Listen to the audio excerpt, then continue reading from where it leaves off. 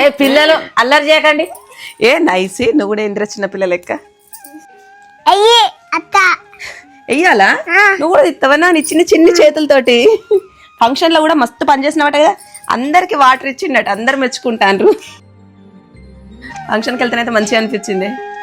అల్లునికి పని ఉండే మీరు వస్తారో రారో అనుకున్నా, కనీసం నేను ఒక్కదాన్నైనా పంపించింది, ఆడికే సంతోషం.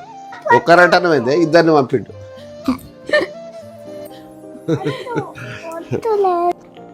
అదేందే దొంగ లెక్క సాటుగింటావు? నీకేది నవ్వుదైతే పొయ్యేను, నిన్ను అద్దంటారు ఎవరన్నా? పోయి ఇంటాగానే. మీ అమ్మని చూసినావా? చిన్న బిడ్డ మీద బాగా పావురం కడుతుంది. మరి పెద్ద బిడ్డ ఇంటికి అత్తలేదు, కొంచెమైనా రందున్నదా? అయినా కడుపులో పుట్టిన వాళ్ళు ఇద్దరిని ఒక తీరు చూడాలి కానీ ఒకరినొక తీరు ఏం చూసుడు మీరు అర్థమే కాదు.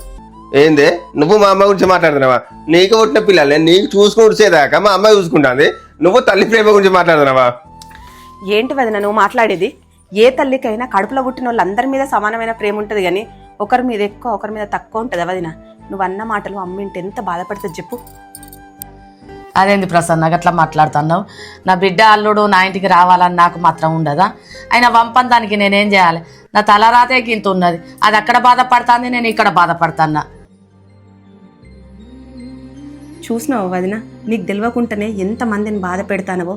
అమ్మకు బిడ్డింటికి రాకుంటే ఆ బాధ ఏంటో తెలుసు కాబట్టే నువ్వు అన్నయ్య ఎన్నిసార్లు గొడవ పడ్డా కూడా అన్నయ్య మీ పుట్టింటికి పంపియ్య అన్న, అమ్మ నీకు సపోర్ట్గా మాట్లాడుతుంది వదిన, పంపియాలి అని అంటది. అది అర్థం చేసుకోకుండా అమ్మని బాధ పెడతాను కదా వదిన. దానికి గమని అర్థమైతే మంచిగానే ఉంటుంది. నిజమే బావా, నన్ను అత్తమ్మ బిడ్డ లెక్క చూసుకున్నా, నేను మాత్రం కోడ లెక్క ప్రవర్తించిన. నన్ను క్షమించత్తమ్మ. అదేం లేదు ప్రసన్న, నువ్వు నా బిడ్డ లాంటిదా? పా వంట చేస్తా, మనిషికో పని చేసుకొని తిందాంపా.